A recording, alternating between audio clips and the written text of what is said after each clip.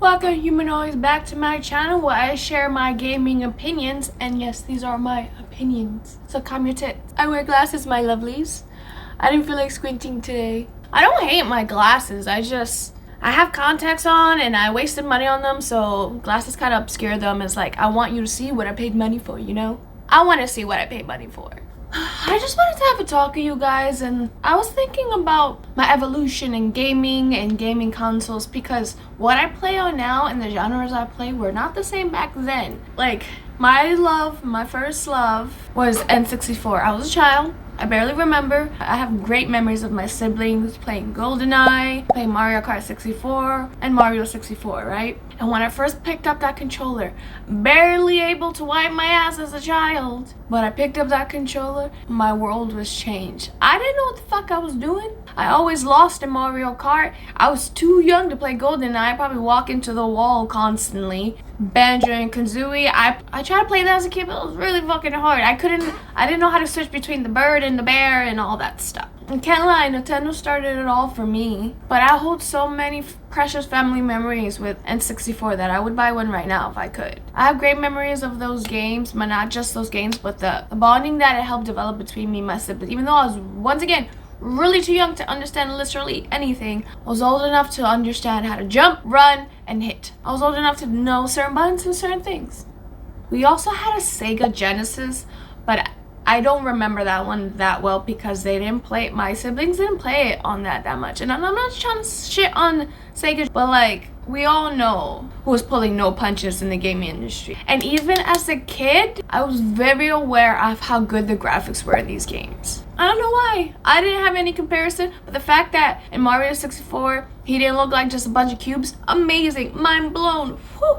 But then as my siblings grew up, they took their systems with them, and so then I had a lull for a second. I was just stuck on my dad's computer playing pinball and paint and fucking with the settings, you know, pre-internet shit. So yes, there was a lull, which sucked, okay? Pre-internet sucked. And then I called my Prepubescent stage, where my dad got the old clunky original OG Xbox, and then fighting games became my new shit. This is when I really start to have a preference, you know? It's like puberty. You have an idea of what you like, but as soon as you start hitting those preteens, you really start narrowing down. To say I whooped ass in Soul Calibur and DOA as a fucking child is an understatement. I didn't even need to look at the screen. Oh man, if I was just born a few years later, my ass would have been in like some e-tournament for like DOA. I'm not lying. I haven't played it in years because the monetization is out the ass. That's not lying. The monetization for DOA is fucking crazy. Paying for a hair color and then paying to get the OG hair color back. Guys, what are you doing? Once again, amazed by the graphics of these games. I spent so many hours on these games. DOA, I even played Street Fighter a little bit, but Soul Calibur and DOA. But in order, DOA, Soul Calibur. And it's funny because I didn't know where these games came from. Like, my dad would just, now I know my dad would just buy these things. But I'm like, one day I'm like, hey, what's this machine? Oh, what's this game? And then I fucking fell in love with it. I played so many demos on the Xbox because back then, in early 2000s, mid 2000s, I had no clue how to get games. I didn't know anyone else who played games. I didn't even know gaming was a thing. It was just this thing I can do to entertain myself. I loved fighting games. And then when they let you customize the character at this point and let you control the camera angle, oh my god, I was making a little movie in my head. I didn't have Mortal Kombat. It was too rough for me apparently. And back then, to get all this extra content, all you had to do was unlock. I missed those times, by the way, where all you had to do was just do certain things, hit certain objectives, and you lock it. Now I literally have to pay $5-10 for a skin. What is wrong with you? No. And then a little after that, a Game Boy fell into my hand. Yes, a red Game Boy and Fire Red and my Pokemon reception begun. Pokemon was out for a little bit during this time, and I remember seeing people with the clear, colorful Game Boy. Oh my god. If it's transparent and colorful, that's my aesthetic. Okay, that's my vibe. If I could get everything during that time, I would. I played Fire Red. I didn't know what the fuck I was doing. I didn't know types against type. All I know is I could collect these cute little monsters and make them beat up other cute little monsters. I love the Game Boy, okay? I still have one. My teen years, when shit gets real, here comes my love for shooters. Of course. everyone has a shooter phase. Some people still on their shooter phase. Some people still fucking playing shooters. I would, but once again, their monetizations are fucking annoying, okay? And I'm not paying for grindiness. It's not happening. But this one, they were good. There was Modern Warfare. World at War 2 is what solidified me. I started as a sniper because I was too afraid to run around and move because, well, when you're out in the open, you're a target, and I'm very jumpy, obviously. I cannot handle too much what's going on screen. But I became an assault class, and then around that time, what will now be my saving grace, the OG Black Ops 1 and 2 with original Nuketown, before it would be what it is today. And this is where I really spent time with friends. This is where I developed my friendships. This is where I developed what would now be a lifelong habit of playing video games, because at this point I can now find video games, understand them, I know where they come from, I know how to get them, and I found a community. So it's pretty much a runaway train for there, because that led me to my final last love, RPGs and sandbox games. Very detailed character choice development. And it all started with Fallout 3. Oh, I was bad in that game. I was bad. Oh yeah, I blew up Mugaton. What you gonna do about it? Nothing. I wanna live in a fucking building with concrete walls. Anyway, I also then killed all the ghouls. So now it's just my giant apartment complex where I got pretty freaking lonely. So maybe that was a bad idea. But then I was still playing shooters at this time, right? You know, ping-ponging back and forth between the two genres. And then New Vegas came out, and I fell so in love. And I'm still pretty much in love with New Vegas. And I'm just gonna throw this out into the universe. Microsoft owns Bethesda and Obsidian. Where's my New Vegas to? I'm just saying. And ever since then, I've been leaning heavily towards RPG action-oriented games. I like to insert myself in games. The more personalized I can make a game, the more involved, invested in it. Because I do feel bad if I make fucked up choices. Holy shit, do I feel bad. There's Detroit Become Human. I could not finish that.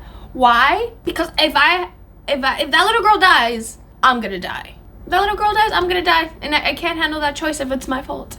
Around this time, not only was I bouncing back between shooters and RPGs, I was also bouncing back between Xbox and PlayStation. I was playing preferably shooters on Xbox because it's just better, and then I was playing RPGs on PlayStation.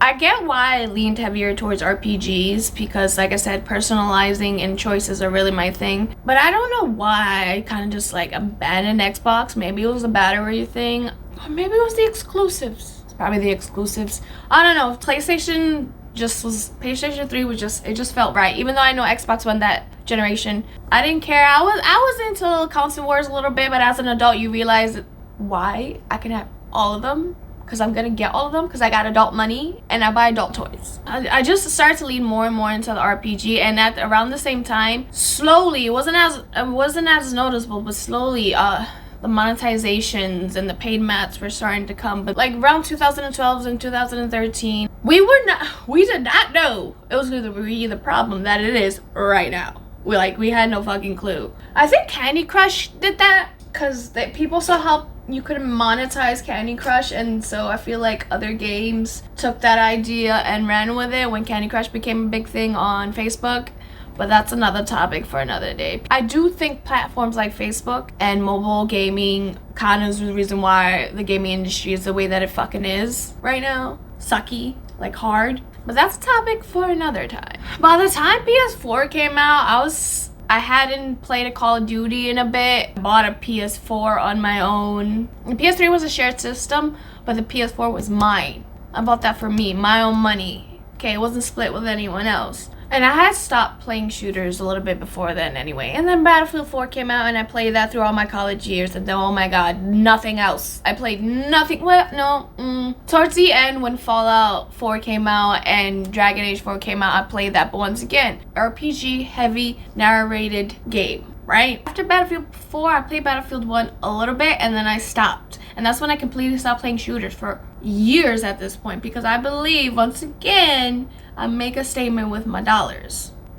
I don't have anything else. I can show them on Twitter, but that's not going to help anyone. It's not gonna help me. It might make me feel good for being an evil bitch for like this much, but no. Now it brings me on today, where I still love Sony. I mean, they're being quite shady lately. I don't appreciate how they're treating their smaller game studios. Think I'm finally moving on to PC because I need something that can handle all around. I can't edit on a PS5. PS5 is always hard to find. You cannot edit on PS4. The PC has all around things that I can do for my streaming, for my YouTube channel, for my Twitch, all of that.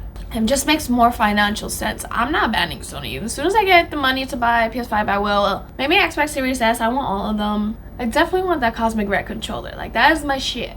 And I wonder what is gonna be my shit in the future down the line. I don't think I'm ever gonna stop loving RPGs. I'm ready to give shooters another try because I kinda miss that environment just a little bit. I know, why would I miss such a toxic environment? I just miss shooting people in the face, alright? RPGs are my niche. I feel like I fully developed in a gaming terms of like what I like and what I don't like. I now fully know. It's like you as a person, the games that you play, the genre, the consoles, all of that change with you. Whatever fits. I feel like to know what the games people love and the consoles they love, especially growing up, is a great way to know a person. Has your preference changed since you were a child? Do you actually find the games you once played boring? Because I don't.